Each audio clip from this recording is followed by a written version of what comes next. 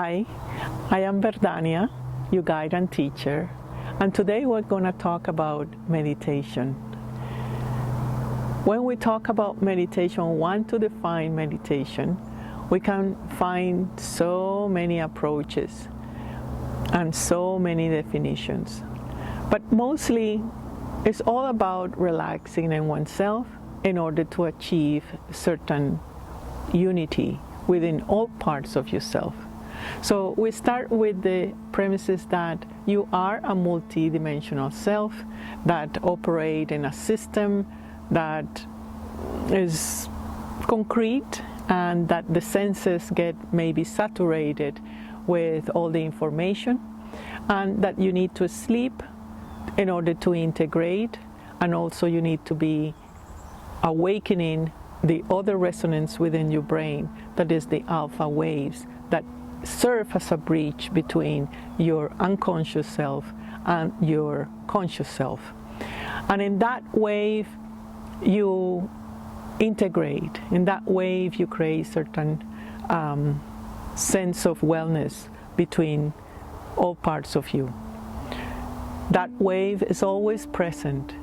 It's not only when you sit and meditate. However, when we induce and sit and stimulate that alpha waves, we're able to witness much more clearly our unconscious and organize our conscious more effectively. So in the process of meditation, it's all about relaxing.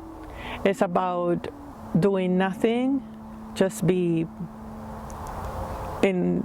like in your living room. You do nothing, you don't want nothing, and you don't want to become anything, and you don't want to act in anything. It's a state of repose, conscious repose. If it's a visualization, then it's not necessarily a meditation, it's a visualization.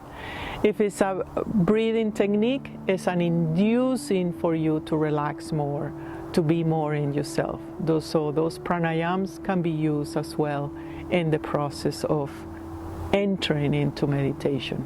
So really, meditation cannot be taught.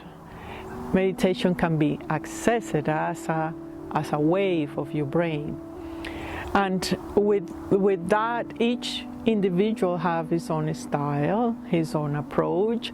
So you may not find it conducive to do exercises. You may prefer to paint or do some art. Whatever is related to self-absorption and contemplation is valid for you.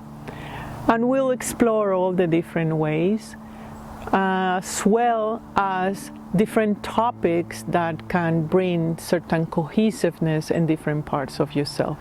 So we'll have a variety of themes, but always with the sense that of unity, of harmonizing these parts, with some talks, some knowledge that perhaps expand or correct what you know or your belief systems, and give you a different point of view, as well as the actual sitting and reflection, and of course the more important part, which is you and us connecting, the collective, forming the collective is so powerful. You can meditate by yourself, but really when we sit together, even if we're not in person, we create a resonance that is particular to that group and create certain healing and resonance that is so powerful. It helps you so much to integrate. So it's so paradoxical that in these times where we are requested to be by ourselves is the times where we can really form a collective, powerful presence of healing and inspiration, support, and empowerment.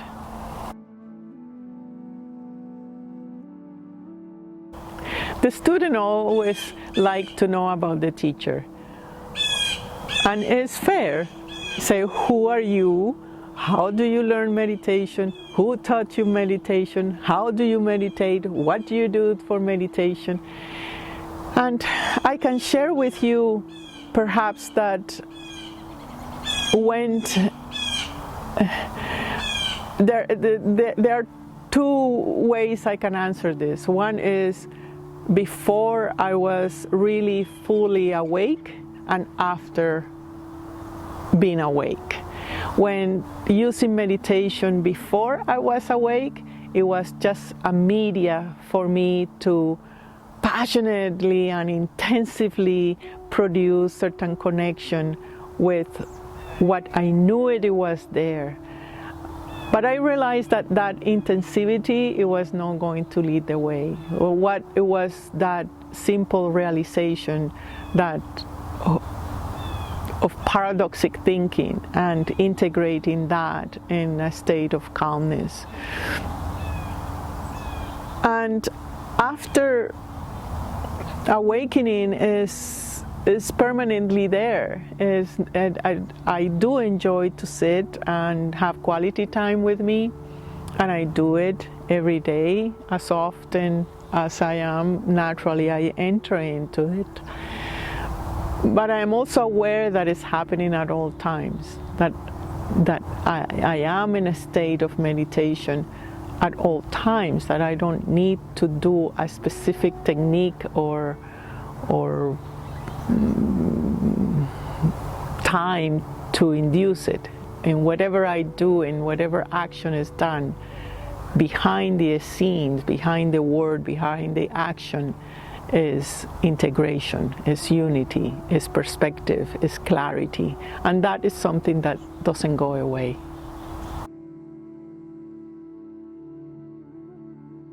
If you are a beginner meditator, welcome.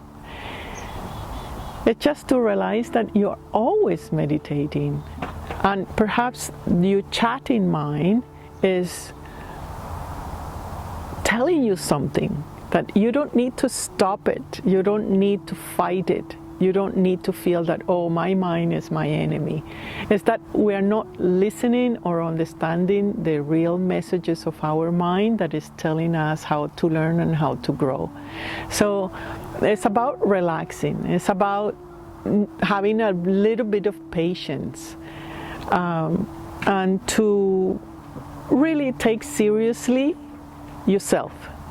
That sincerity, it will invade and all aspects of your life. You won't feel that you need to have an extra work to meditate to get well. Not being well is part of you learning, and accepting that is part of meditation.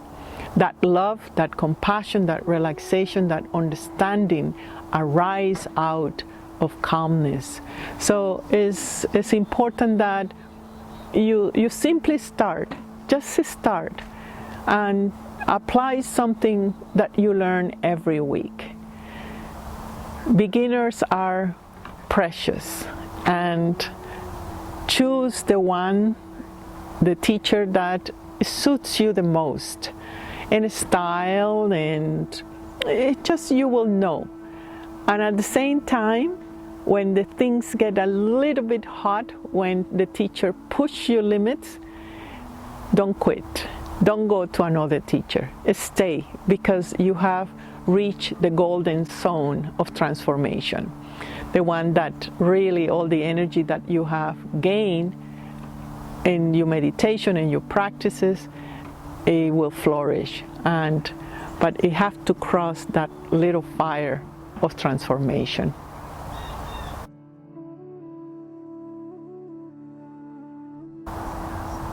My teachers in meditation, one of the main one is one saint from India, Sri Ravi Shankar. I was his pupil for almost 10 years or more.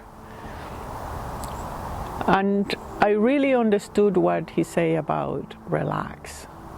What is about relaxing? And that really support different periods of awakening and different periods of expressing my job or my work in different contexts. So the support of a teacher to give you feedback that is neutral and to have a sense of continuity in your work is really very supportive to your heart. It's something that tells you all the time that you are not alone until you realize that you have never been alone.